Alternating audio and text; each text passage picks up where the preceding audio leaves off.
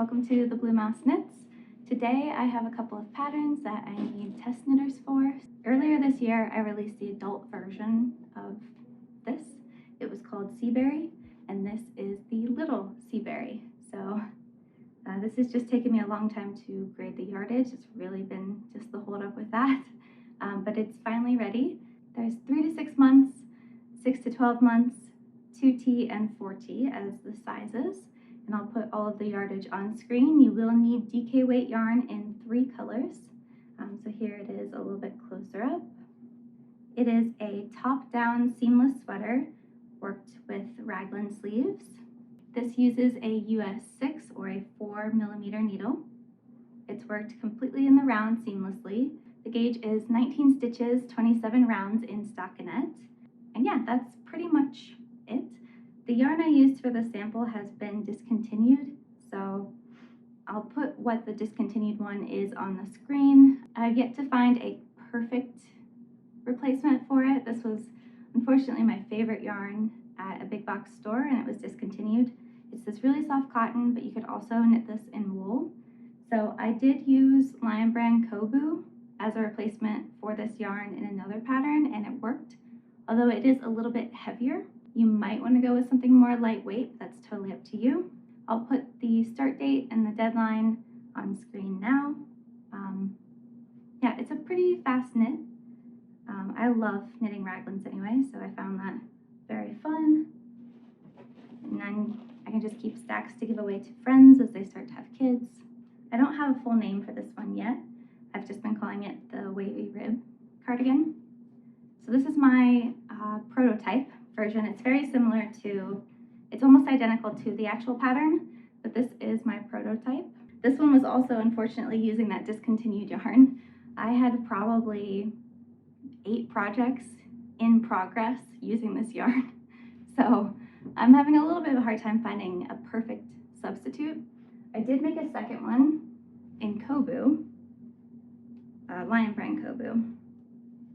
And the gauge was spot on with this yarn, but it is heavier, like I said. This is a cotton bamboo mix yarn, and the one I'm wearing currently is a 100% cotton. So the 100% cotton is very lightweight, very breathable, super flowy. There's no decreases until you get to the wrist, and then there is just one, I believe 1 or 2 rows of very fast decreases to get just a slight bit smaller of a wrist, but it's still a wide sleeve. I will show you a little bit of it standing up. I haven't woven in the ends on this one yet, but this is what it looks like. It has a garter bottom,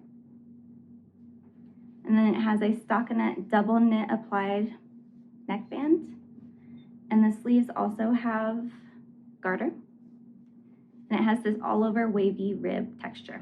So this uses DK weight yarn, and there's 5 sizes. I will put the sizing information and the yardage on screen. It uses a US 5 for the body, and then for the neckband, there's 2 options. If your yarn has a lot of bounce to it, like a bamboo yarn like this Coboo has, it's super, super stretchy. If you have a yarn like that, go down 2 sizes for your neckband. So I knit this in a US 5, but the neckband in a US 3. And then if you have something with less bounce to it, like this cotton, it has bounce, but it's nowhere near as stretchy as the bamboo. Or if you go with something like linen or wool without much of a bounce, I would definitely say you want to go down only 1 needle size. For this sample, the original one, I went down 2 sizes in this yarn, which isn't, I don't think, stretchy enough for it. So I had to really, really stretch the band when I was blocking it. And even then, you can kind of tell that it wants to curl in. Whereas this one, because I used the needle size that went well with the stretchiness of the yarn, I didn't have to block this aggressively at all. It laid perfectly flat and the same exact length as the sweater. So yeah, non-stretchy yarn or not super stretchy yarn, go down 1 needle size, and if you have a more stretchy yarn, go down 2 needle sizes for the band. And then this is the newest version that I made. It is very enjoyable to wear. The Coboo feels amazing on my skin. The Coboo feels incredibly cool to the touch. It's very flowy. It's got a little bit more flow to it than the cotton. So here's the wide sleeves, like I said. No shaping until you get to the wrist, and then there's just one short, quick decreased row to kind of give a little bit more shape to it, but it will still be loose. And then this is the band. I did modify the band after the original to be a little bit wider. And you can kind of see there's this right here is where I attached it. So I'll explain these markers in a second, but you can see how it lays perfectly flat against the bottom. That's why I say that you want to choose the correct size of your band needles. Because this yarn's so stretchy, if I had used only one size smaller, the band would have been too long, it would have stretched too much, and then it would have kind of dangled. It would have kind of stretched out like this. And if I went down too many needle sizes, it would have pulled up.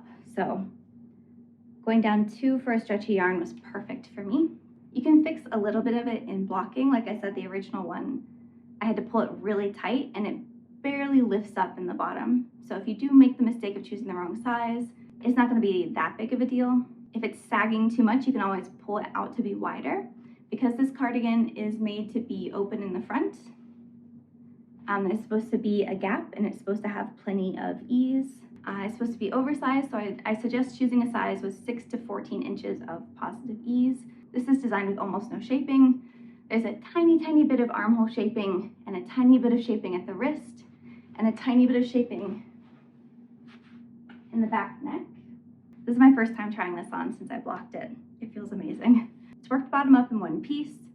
You split and work the fronts and then the back, and then you join them at the shoulders, pick up and work the sleeves, and then you work an applied border to do the band. So if you've never done that before, I have a tutorial on the channel on how to do an applied border to a shawl, which already has a bunch of live stitches. That's how you would finish off a shawl. So I will make a tutorial.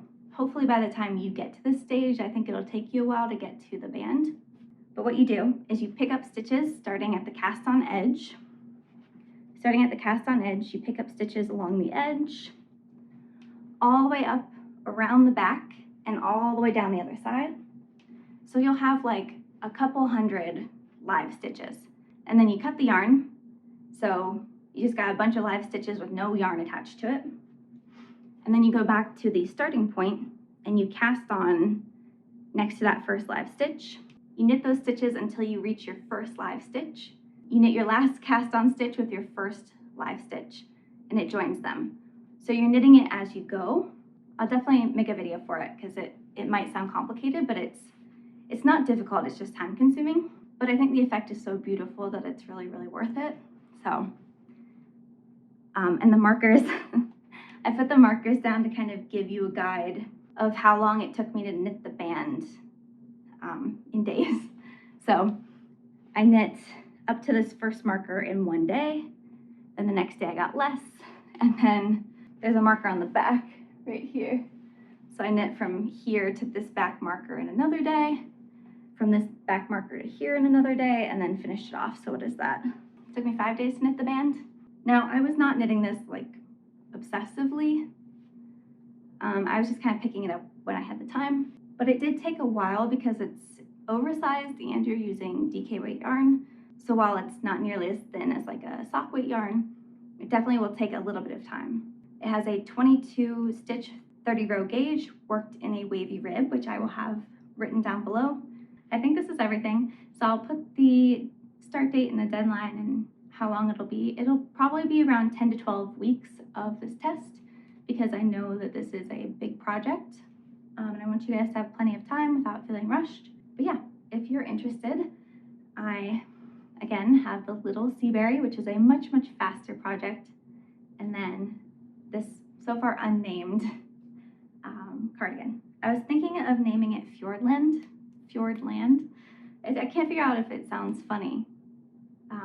Like all one word, Fjordland or Fjordland. I feel like it just sounds weird when I say it out loud, but it looks good written. Johnny and I are planning a trip to Norway at some point this year. So I was like, oh, I could bring this with me and take pictures, you know, in a fjord. And that would tie in and be really fun. I don't know if I like the way that that sounds when I speak it. I had a couple other ideas, so I might go with those instead.